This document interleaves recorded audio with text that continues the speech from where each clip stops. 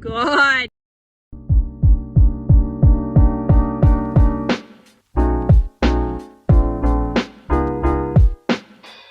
Hello everyone! Welcome back to another video. So really quickly before I start the video, I just want to say thank you so much for clicking on the video, watching.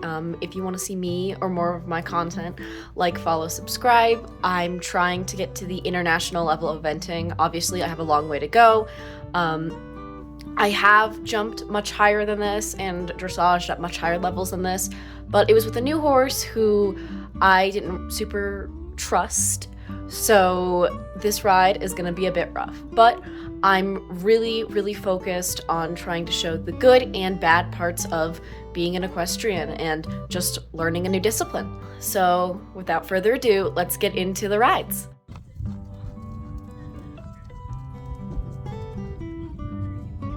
When it comes to any horse I ride, I always like to do dressage or flatwork first. Now, you're going to notice my position is extremely unstable. I would like you to keep in mind I have not ridden for a while because summer break and moving and all that stuff. But also, this horse was trained in the School of Lightness, which is very different from the more German style of dressage that I'm used to. This horse would get very upset if you sat on his back and pushed him. He prefers you to almost hover.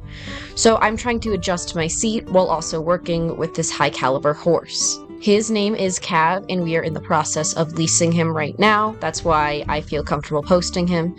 He is an amazing horse. He tells me whenever I'm doing anything slightly wrong, so you may see some big reactions of him throwing his head around and stuff like that.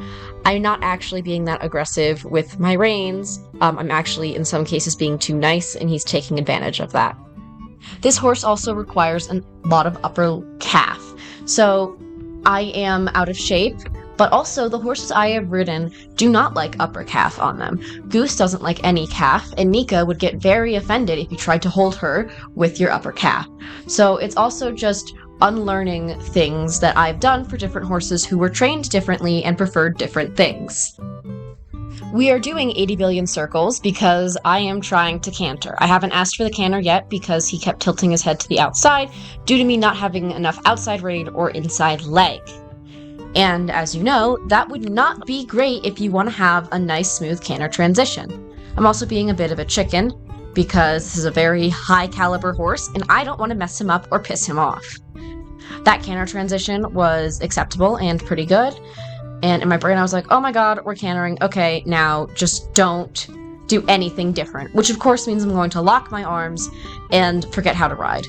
That's kind of the theme with a lot of these rides, is just forgetting how to ride. But he's been a very good boy. I mess up sometimes. I rode him one time with my hip dislocated because I do have EDS, so I do dislocate things quite frequently and I have to ride with them. And he's very forgiving and just like, okay, I guess I can get shorter and tighter if you want. Don't know why you would want that, but I can do it. As you can see, we are struggling with his head being tilted to the outside. Once again, I do not have enough inside leg. And I don't have enough outside rein, and I am using too much inside rein, which is causing him to tilt his head away from that pressure. Once again, he is perfect and does not hold it against me. That down transition was not great, but it also wasn't terrible.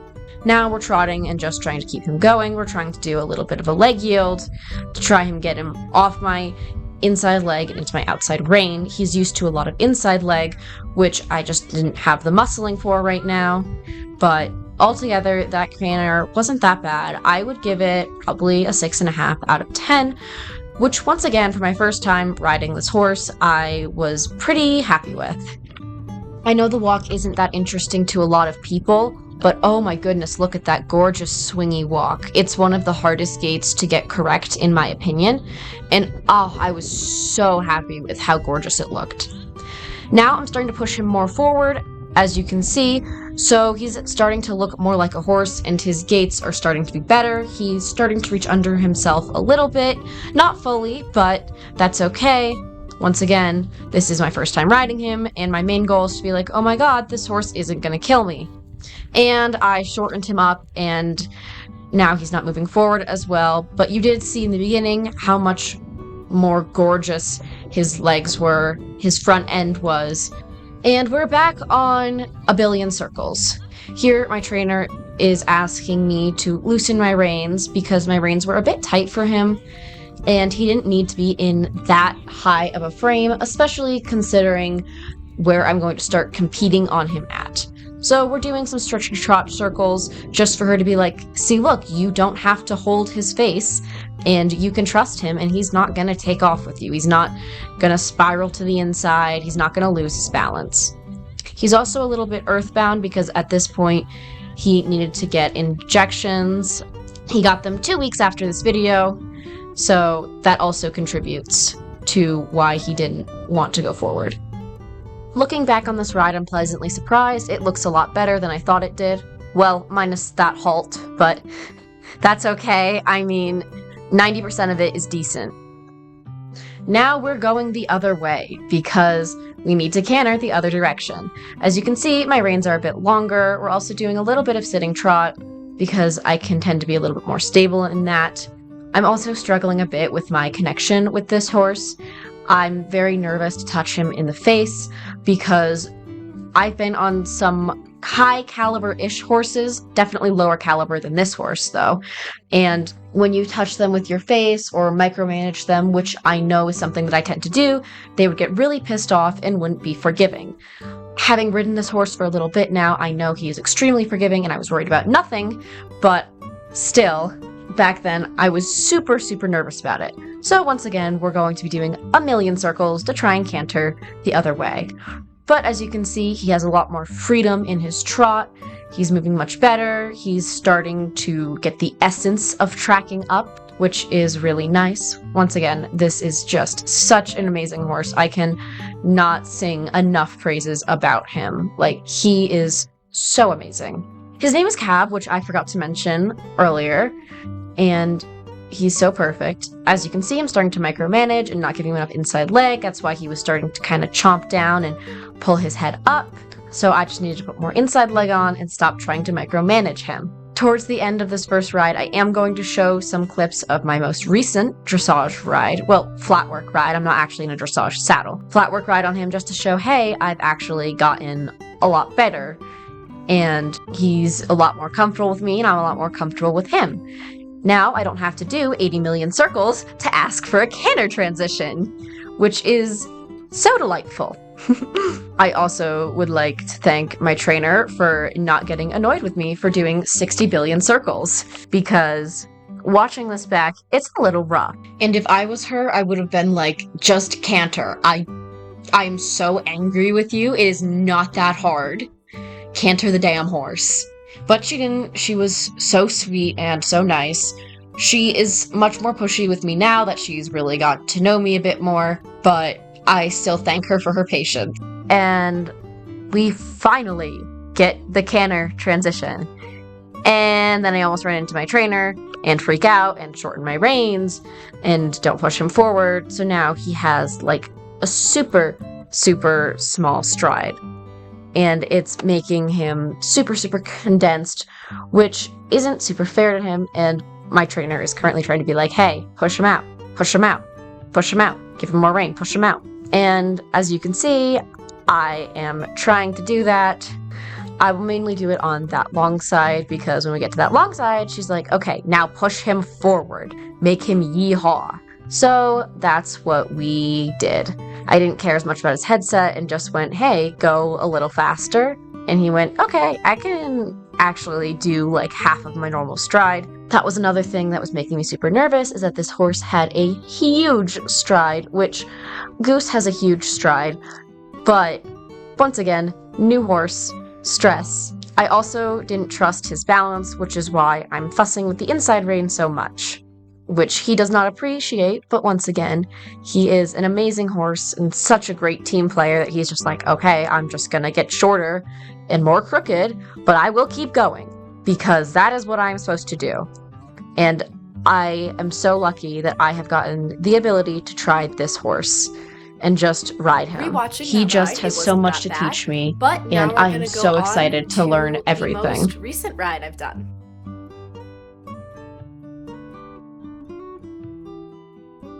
Here we have a quick clip of us trotting, very cute, much freer in the hind end.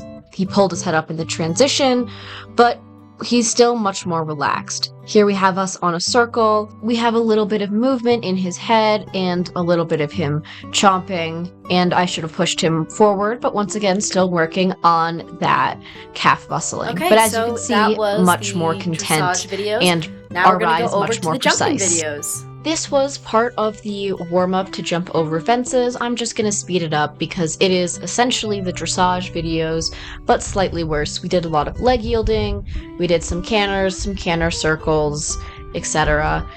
Basically just your average jumping warm-up. He was perfect for it like always, which made me a little less nervous. I also was a little bit better about pushing him forward. And once again, he was just so good for all of this. 10 out of 10, the best boy. And that makes me so, so happy. But the warm-up was pretty good, so I was excited and nervous, but mostly excited to take him over fences. And here we are. Approaching our first fence. We were going to do it at the trot, because why not? And by fence, I mean the littlest crossrail you have ever seen in your entire life. So naturally, I freaked out and we trotted over it and legit nothing happened.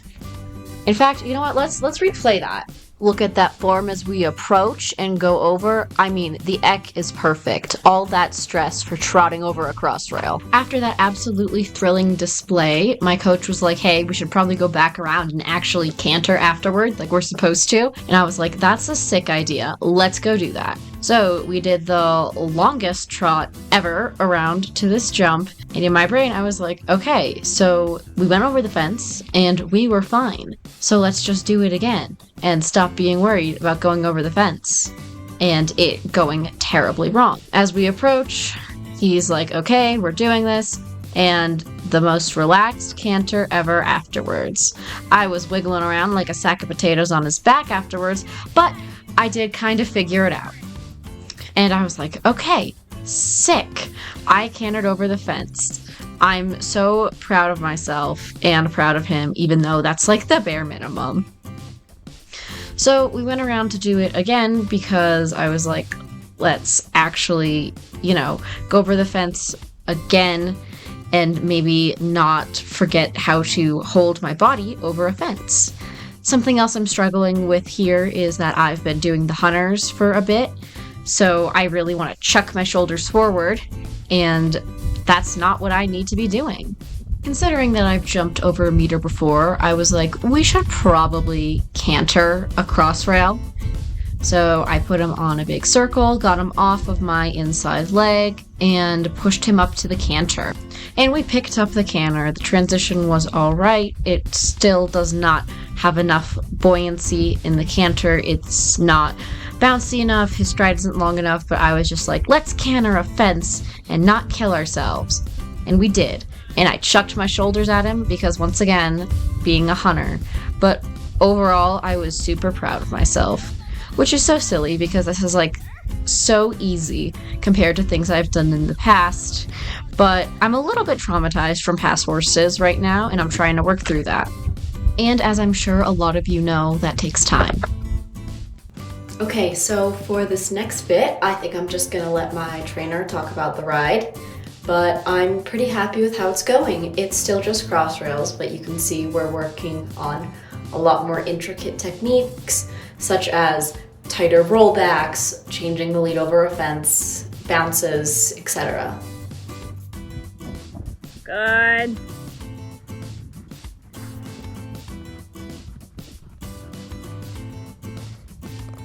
Good. Staying tall. Outside half halt. Yep. Good. Super. Good. Now lots of inside leg. Yep. Supple left rein. Half halt, half halt, half halt leg. Yes. Well done. Good. Now get your change over the fence. Good. Really good. Now supple right side. Yeah. That's it. Good. Yep, now lengthen left rein. You're a little bit short there, right? Yep, let him use his neck. Good. Yeah, really good. And then again, trot a step. Make sure you get the correct lead. Yeah. Good. Really good. Yeah. That's the end of my video. The first rides, in my opinion, were a bit of disasters, but they're not as bad as they could have been. So if you want to see me and Cab's journey, please like, comment, subscribe. We are going to be showing this upcoming season, assuming I don't get like terribly injured or something. And I'm really hopeful it's gonna go well. Well, that's the end of the video. Thank you so much for watching. And remember, life is dangerous, so don't die out there.